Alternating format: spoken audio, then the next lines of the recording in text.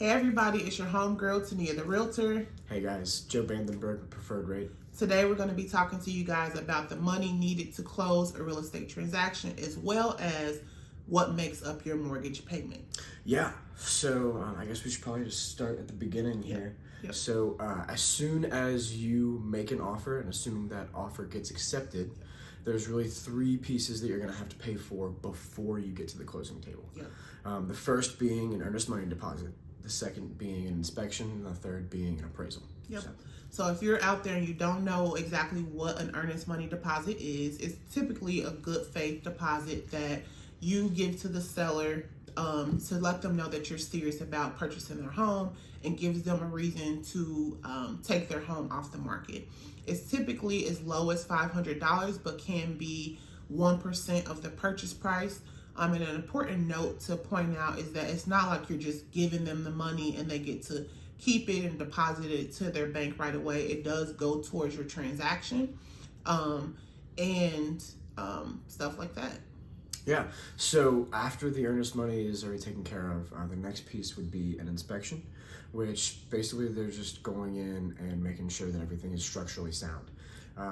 If there's foundation issues, that would be something that would come out in the inspection. Part of the reason that the inspection happens before the appraisal is because all of these things cost money along the way, right? So your earnest money, that money is then out of your pocket. The inspection is somewhere usually between $500 and it depends on the size of the house, realistically.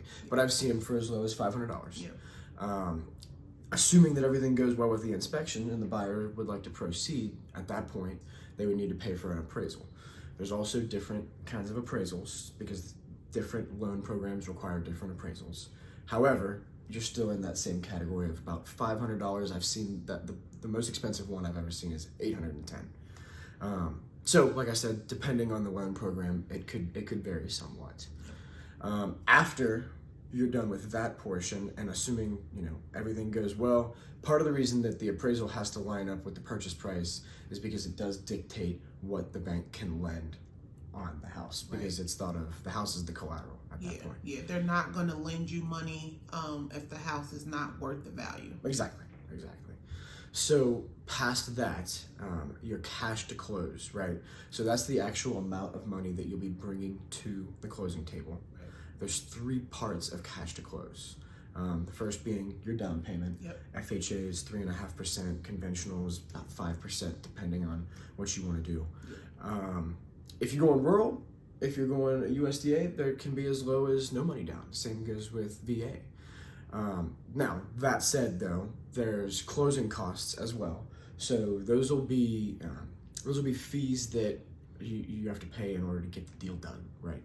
So a title recording fee would be an example of a closing cost. Yeah.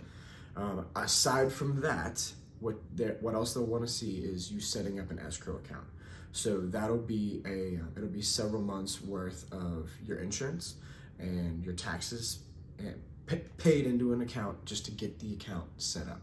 An escrow account is put in place so that your monthly mortgage payment, there's three parts of your monthly mortgage payment. There's your principal and interest, there's your taxes, and there's your insurance, right? Every month that goes into your escrow account, which then pays those three separately. So the principal and interest, the taxes, and the insurance all come out of your escrow account, right? It's basically just it's a holding account so that everything can come out all at once. Yeah. Right. Yeah.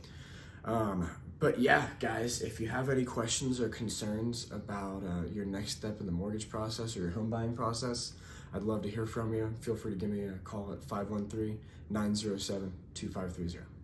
And you can reach out to me at 513-788-1219. Terrific. Have a good one, guys.